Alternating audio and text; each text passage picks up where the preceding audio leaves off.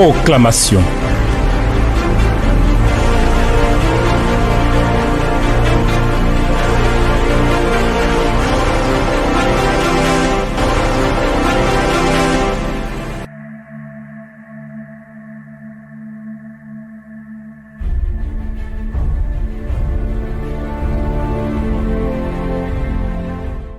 Tu es digne de nos louanges, Éternel notre Dieu.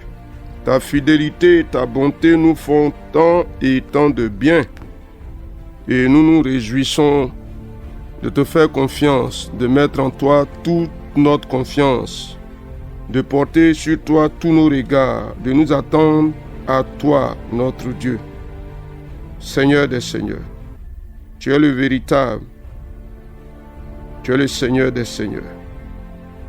Nous sommes là parce que nous avons un projet avec toi et tu nous conduis dans la force de ton esprit. Conduis-nous, Seigneur, et bénis ces instants.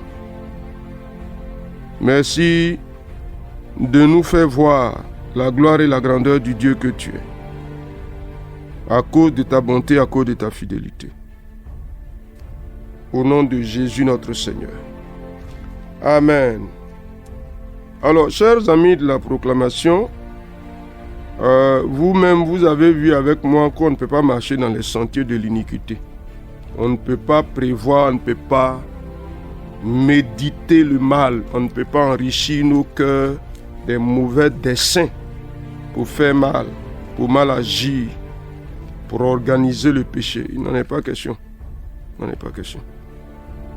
Dieu compte sur nous.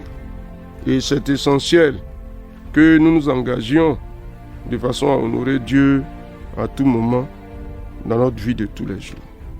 On va donc continuer dans le chemin dans lequel nous sommes entrés avec le prophète Sophonie, ce bon chemin. Mais déjà, je voudrais vous signaler qu'il faut que vous apprêtiez. Nous allons parcourir ce que j'appelle les livres négligés de la Bible.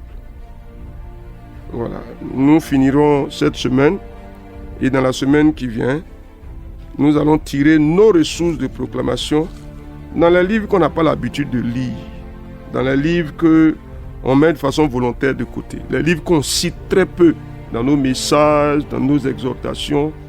Il faut que nous les lisions, donc apprêtez-vous.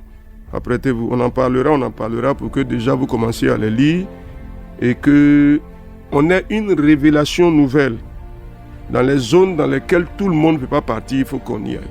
Il y a quelque chose de Dieu pour nous là-bas, n'est-ce pas? Alors donc aujourd'hui, on va revenir sur le texte de Sophonie chapitre 3, le verset 13 au verset 15. Sophonie chapitre 3, verset 13 à 15. Voici ce qui est écrit. Les restes d'Israël ne commettront point d'iniquité, ils ne diront point de mensonges, et il ne se trouvera pas dans leur bouche une langue trompeuse. Mais ils paîtront, ils se reposeront, et personne ne les troublera. Pousse des cris de joie, fille de Sion. Pousse des cris d'allégresse, Israël. Réjouis-toi et triomphe de tout ton cœur, fille de Jérusalem. L'Éternel a détourné tes châtiments. Il a éloigné ton ennemi. Le roi d'Israël, l'Éternel, est au milieu de toi. Tu n'as plus de malheur à éprouver. Amen.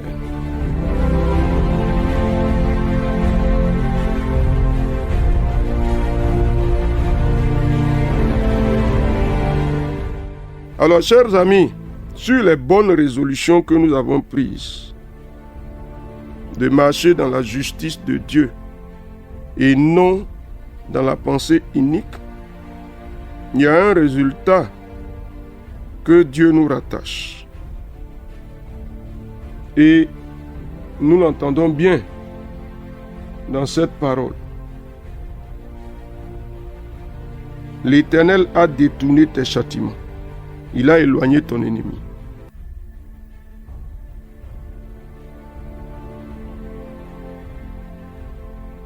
Le roi d'Israël, l'Éternel, est au milieu de toi. Tu n'as plus de malheur à éprouver. Ça nous convient? Il n'y a plus de malheur duquel tu dois avoir peur. Donc il n'y a plus de crainte. Il n'y a plus de peur.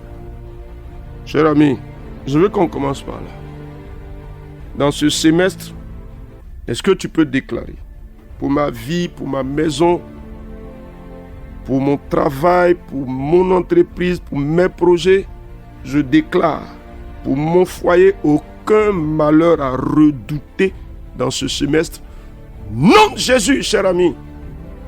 Je veux que tu le dises avec confiance. Aucun malheur à redouter. Ah oui. Je le déclare au nom de Jésus-Christ. Je le crois et je le confesse. Aucune crainte, aucune peur à avoir. Non, non, non, non, non, Seigneur. Parce que tu es avec moi. C'est ce qu'il a dit, n'est-ce pas? Il dit, le roi d'Israël, l'Éternel, est au milieu de toi. Seigneur, tu t'établis auprès de moi. Cher ami, dis quelque chose. Dans ta maison, il s'établit. Dans ton travail, il s'établit. Dans ta vie conjugale, il s'établit. Cher ami, vas-y. Dans ton expérience spirituelle, l'Éternel s'établit. Il est avec toi, mais il n'est pas avec toi, cher ami. Ah, je veux que tu dises quelque chose. Il est avec moi. Il marche avec moi. Il me conduit. Aucun malheur à redouter. Aucune crainte à avoir. Il me fait marcher en toute sérénité dans ce semestre. Cher ami, qu'est-ce que tu dis? Qu'est-ce que tu dis? Qu'est-ce que tu confesses? Qu'est-ce que tu déclares? Il faut parler avec assurance. L'Éternel est avec toi. Il est avec toi, mais il n'est pas avec toi. Qu'est-ce que tu penses? Dans ce semestre-là, de juillet à décembre 2025, qu'en sera-t-il de toi? Tu vas vivre dans la peur, dans la crainte, dans le doute, dans le trouble, et même souvent aussi dans la culpabilité. Ou alors, tu vas vivre dans la tranquillité, dans l'assurance, dans la paix. Dieu t'établit dans une situation de sérénité, de tranquillité, de paix. Aucun malheur à redouter. Aucun malheur à redouter. Au nom de Jésus. Cher ami, dis-moi quelque chose, s'il te plaît. Ah, il faut me dire quelque chose, cher ami. Il faut me dire quelque chose, cher ami. Déclare une parole. On ne peut pas vivre dans la crainte, dans la peur. On ne peut pas vivre dans le trouble. On ne peut pas se laisser troubler. Toujours troubler.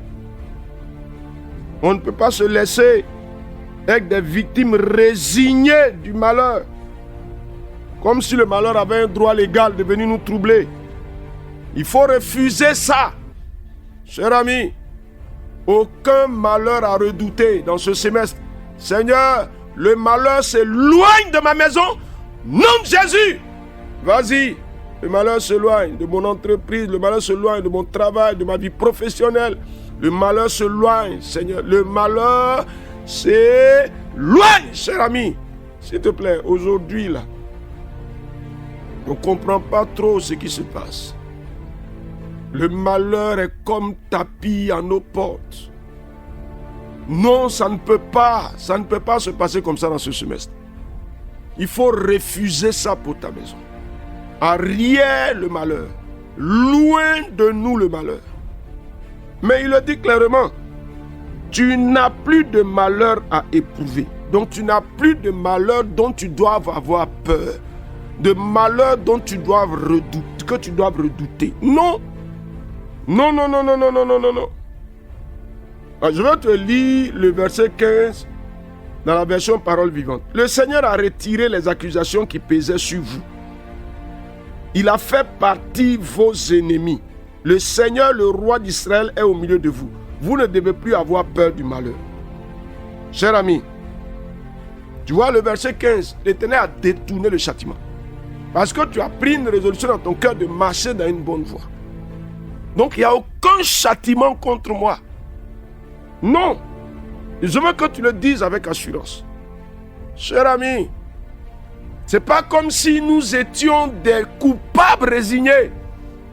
Non, il y a quelque chose qui a été fait pour que la culpabilité ne s'impose pas à nous comme un devoir arrivé. Non, non, non, non, non. Non. Ah oui, nous faisons le choix d'honorer Dieu. On peut avoir des faiblesses. Mais la Bible dit que si vous confessez vos péchés, Dieu est fidèle et juste pour vous les pardonner et pour vous purifier de toute iniquité. Il n'est pas question que nous nous laissions être des victimes résignées. Je dis non à ça. Un péché a été commis sans qu'on le veuille. Bon, peut-être qu'on l'a voulu aussi. Mais on demande pardon au Seigneur de tout cœur. Et Dieu non seulement nous pardonne, mais il nous purifie de l'iniquité. Parce qu'il voit la disposition de notre cœur. Alors, donc si Dieu nous pardonne, nos ennemis qui s'appuyaient sur ce péché pour nous accabler, ils sont éloignés au nom de Jésus-Christ. Cher ami, dis-moi quelque chose, il les éloigne de moi. Ah, dis-moi quelque chose, il les éloigne. Les ennemis qui s'appuyaient sur ma culpabilité pour m'accabler sont éloignés, ils sont éloignés parce que le fardeau du péché m'est enlevé, parce que le Dieu des cieux détourne le châtiment. Je dis non, et le malheur ne s'attache pas à ma maison. Je dis non, au nom de Jésus-Christ. Qu'est-ce que tu dis? Ah, il faut que tu parles avec assurance. Il faut que tu parles avec assurance. Il faut que tu parles avec assurance, cher ami. Ah, s'il vous plaît, il y a un minimum d'assurance qu'il faut laisser grandir dans notre cœur. S'il vous plaît, un minimum d'assurance. En tout cas, ce semestre-là, on ne va pas se laisser faire. Non, on ne va pas se laisser faire. On n'est pas maudits, nous. On est bénis.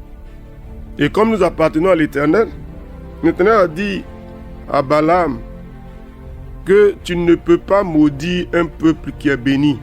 On va dire béni de la bénédiction de l'Éternel. Donc si nous avons rectifié l'élan de notre cœur, ou bien si nous avons affermi l'élan de notre cœur, pour prendre l'option de la justice de Dieu, pour nous attacher à la vérité, pour honorer et glorifier Dieu dans nos vies de tous les jours, l'Éternel détourne de nous le châtiment. Et il éloigne l'ennemi, arrière de nous. Lui-même, il s'établit auprès de nous, l'Éternel. Et nous n'avons plus de malheur à redouter. Non, une vie de crainte, une vie de trouble, une vie de peur. Non, ce n'est pas notre héritage. Il faut dire non à ça, cher ami. Non, je refuse. Je refuse ça. Je refuse cette vie de crainte. Je refuse cette vie de crainte. Mais il faut refuser cette vie de culpabilité, où tu t'enfermes dans la culpabilité, où tu as peur toi-même que le malheur t'arrive. Non! Cher ami, refuse ça, s'il te plaît. Le malheur ne m'arrive pas. Le malheur ne s'attache pas à moi. Si tu as peur que ta vie soit un échec, non, je dis non. Cher ami, s'il y a des ennemis qui travaillent peut-être, mais dis-moi, il y a la bénédiction de l'Éternel qui est sur toi. Tu appartiens à Jésus. Tu es un héritier. Nous sommes héritiers de Dieu, co-héritiers avec Jésus-Christ. Ce que tu dis de toi détermine ce que tu seras. Cher ami, il faut que tu rectifies l'orientation de ta pensée que tu as de toi-même. Ah, tu ne peux pas t'enfermer dans la peur, dans la crainte, dans le doute. Tu ne peux pas. Ah, Seigneur mon Dieu, je suis à toi. Et je me recommande à la grâce et à la bonté du Dieu que tu es. Béni sois-tu, Dieu vivant et véritable. Parce que tu me conduis toi-même dans ce semestre, un bon semestre, couvert de ta grâce et de ta bénédiction. Au nom de Jésus. Amen. Chers amis, Sophonie chapitre 3, verset 13 au verset 15. On se retrouve la prochaine fois sous le regard de grâce du Seigneur des Seigneurs. Au nom de Jésus. Amen. Ne crains rien, je t'aime, je suis avec toi. Promesse suprême qui soutient ma foi. La sombre vallée n'a plus de terreur. La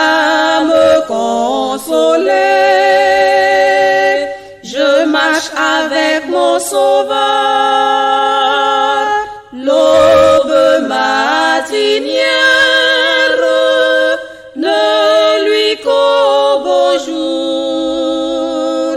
Jésus, ma lumière, m'éclaire toujours.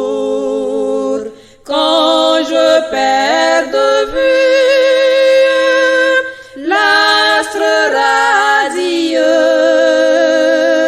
à travers la nuit, Jésus me montre les cieux.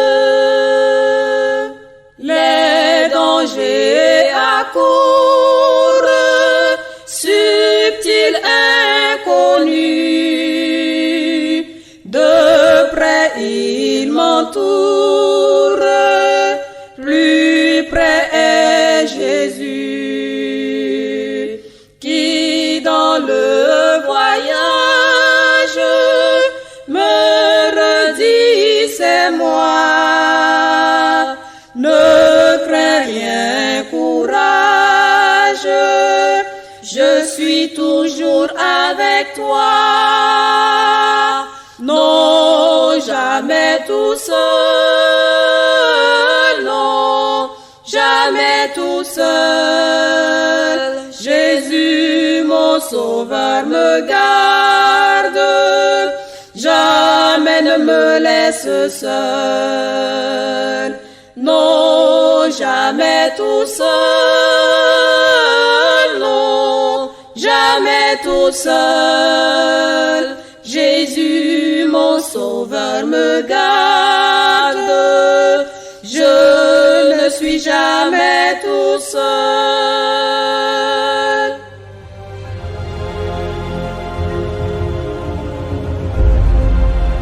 Proclamation.